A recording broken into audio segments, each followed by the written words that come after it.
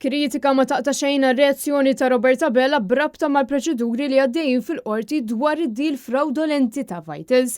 Darba ħareġ kritika l-editorjal ta' Times of Malta fejn bi kliem jibes qal li reazzjoni ta' Abela hi waħda disgustanti. Dan quddiem il-fatt li mill-bidunet tas-saga Abela ħareġ jattakka l-ġudikatura u lill-ġurnalisti li qed jagħmlu xogħolhom brabta mal-inkjesta Vitals. Ta' min wieħed ifakkar kif l-Uffiċċju tal-Awditur Ġenerali kien qal li Vitals qatt ma misshom nataw 4 biljun euro fid-deal tal-isptarijiet. Imbagħad il-qorti wissi darbtejn li dan id-deal kien wieħed fraudolenti u kien hemm kollużjoni bejn il-Gvern Laburista u Vitals. U issa investigazzjoni li saret għall-inkjesta maġisterjali brabta ma' Vitals sabet kif diversi persuni inkluż membri fil-Gvern Laburista li ċabsu idhom mal-kriminali sabiex insterqu l-miljuni ta' euro. Dan kollu seta titmexxija Laburista bil-Prim Ministru Robert Abela li kien jafx qed jiġri mill-2021 u ħalla kollox għaddej. L-editorjal jevalwa s-sem ta' Muscat f'dan kollu. Jgħid li jekk Muscat verament ma kien jaf b'xejn, mela allura huwa inkompetenti. Jekk Muscat kien jaf imma m'għamel xejn,